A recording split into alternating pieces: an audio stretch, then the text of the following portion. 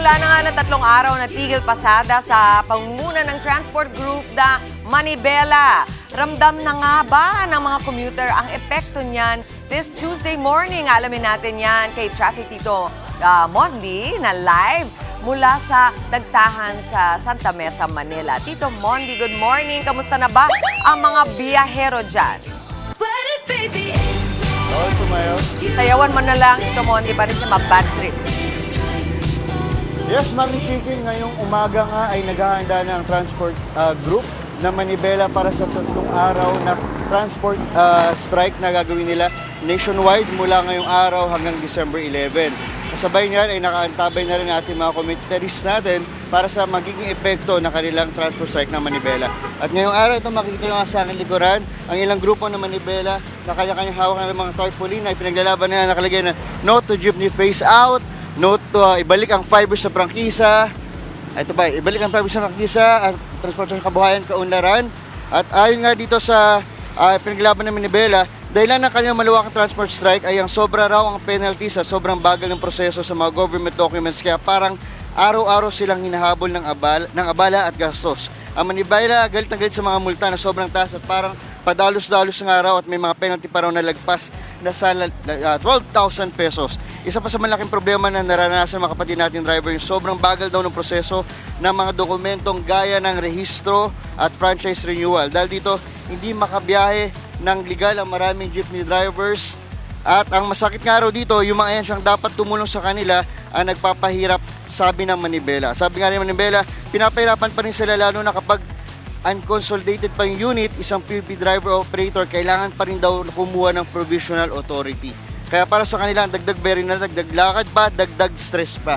Ngayon nga, makikita natin dito si Manibela Chairman Mar Balbena. Tingnan natin, kakausapin natin. Sir Mar, good morning po. Sir, matanong ka lang po. Sir, itong nagiging transport strike natin, sa tingin po, gaano po kalaking epekto po ito sa mga commuter ngayong araw? Ngayon po, kitang-kita naman natin, naglalakad po yung mga pasahero natin. Nakakaawa man po, kaya lang wala ho kaming magawa dahil nga itong ating pamahalaan, wala rin namang ginagawa na mabuti.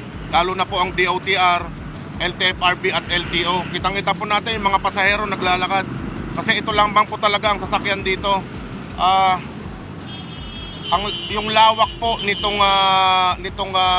transport strike, kitang-kita na po natin ngayong umaga pa lang.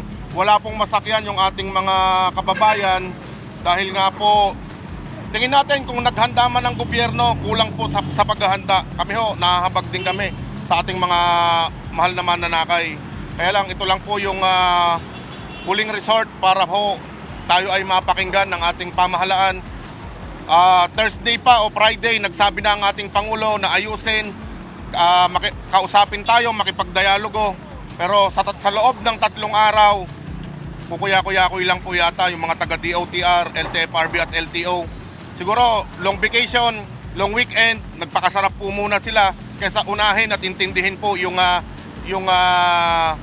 kinakaharap na problema ng pampublikong transportasyon, lalo na po yung ating mga mananakay. Opo. Sir Mar, anong oras ba magsisimula itong transport strike natin? Actually, kagabi po na gumarahi po yung ating mga kasamahan. Gumarahi po kami kagabi, hindi na po kami bumiyahe. Pagkatapos po namin gumarahi, nandun na po, katulad po nito, makikita nyo, yung mga jeepney namin hindi na po bumiyahe ngayong araw. Opo. Sir, mula po dito, galing po kami sa Philcoa, sir. Paano ba maging natin, ang flow po ng ating strike? Kasi iba-ibang transport strike, iba-ibang strike centers po ang ikinasa namin. Mamayang 11, baka ho pwedeng pumunta kami ng LTFRB or LTO, pwede rin po sa DOTR. So, mag-aantay pa po tayo kasi tinitignan pa namin, i-assess namin kung ano po yung nangyari. Pero ngayon pa lamang po umaga, ang dami na pong nag-send sa atin na talagang wala pong masakyan yung ating mga kababayan. Ganyan katigas ang puso ng ating mga namumuno sa gobyerno. Wala silang pakialam kung mahirapan sa pagpasok o pagbiyahe ang ating mga kababayan. Sir Mar, nabanggit mo po itong mga apektado po nating kababayan. Ilan po ba ang inaasahan nating apektado po na commuter? Kanina po, kahapon po ang inaasahan natin nasa 20 to 25,000 lamang na mga jeepney ang hindi bibiyahe sa Manibela ngayong araw, pero ang pagtaya po natin nasa mga 40 to 50,000 po ang sasama ngayon.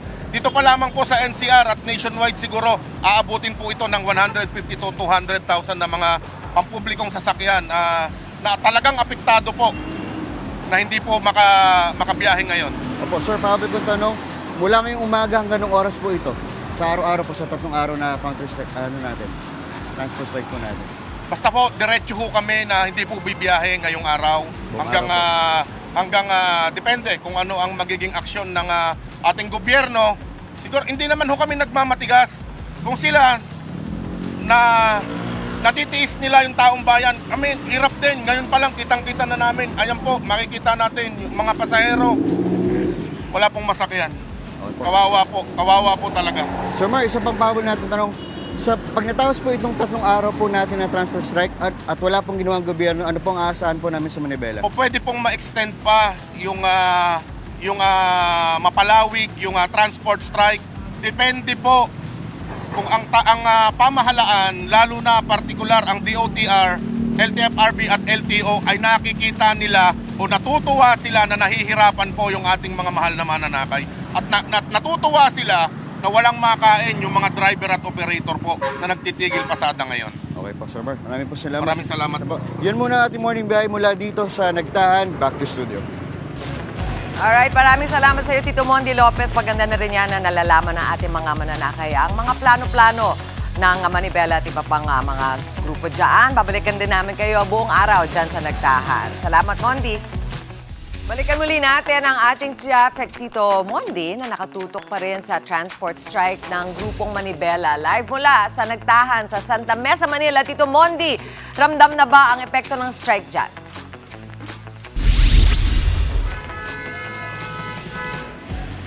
Yes, Mami Chiki, ramdam na ramdam natin at dito pa nga rin ang grupo ng Manibela. Makikita nyo kanya-kanya silang hawak na kanilang mga karatula. Ito, nakita kong bago na nakalagay. LTO, matakos sa payola, rehistro, hindi multa, LTO, corrupt, no to oil price hike. Ayan, makikita nyo, ito si Kuya, LTO, buwaya. Talagang dito pa lang, hawak pa lang nila, talagang makikita kung gano'n nila pinaglalaban ang kanilang mga karapatan. At dito nga sa may Nagtahan, makita natin, itong nasa likod natin, ito pakita natin, pitman natin, ito isang terminal sa Paco kung saan dito yung mga jeepney driver natin. So of course, dahil walang biyahe, nakaparada lang sila. Kaya naman, Mami Chiki, ang apektado talaga itong mga commuteries natin na nandito. Pakita natin, ayun, ito.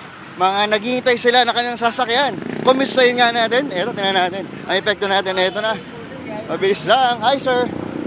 Sir, good morning po. Sa TV5 lang po kami, sir. Sir, ito po, meron pong ginagawang transport strike po, sir, no? Opo, mahirap po yan sa mga kagaya naming commuter. Opo. Mahirap po yan. Wala pong ibang kundi pahirap sa commuter. Opo. Pero sir, hindi po ba kayo dahil sa pinaglalaban naman po ng driver po para sa kanila eh? Wala kaming pakialam sa pinaglalaban nila.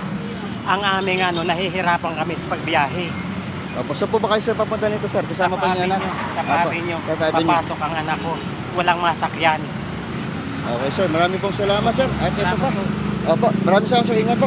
At ito pa si ma'am. Ma'am, good morning po. Ayan. Ma'am, Kasama kami. Ay, magkasama kayo. Ma'am, dahil kasama na kayo, sumantayan na ma'am. Ano po masasabi niyo po na ito, meron tayong transport strike po na nangyari? Wala po tayong masakyan na jeep. Abala, sir. Kasi dati naman hindi sila sumasabay, pero ngayon parang nabigla lang kami. Dahil lalo na walang announcement doon sa pinapasukan namin na may transport strike. Yun lang po, ingat po ha. Ito po. Thank you po. Oh, yan muna. Mami Chick, bukod doon, dahil walang jeep, iba dito, mga nagmamotor, iba, may kanya-kanya silang bike. Ito, dahil ito, may mga naman masyadong mga e-trike. Yan muna ating morning biyahe. Back to studio. Appreciate mo si Tito Mondi dito sa Good Morning Kapatid. Kanina narinig natin ang panig ng mga driver. Ngayon naman, ang mga hinaing ng mga commuter. Maraming salamat sa iyo, Tito Mondi. Mga kapatid, Mondi Lopez po, manatiling updated sa lagay ng trapiko sa mga pinakaabalang kalsada sa Metro Manila. Mag-follow at subscribe na sa social media pages ng News 5.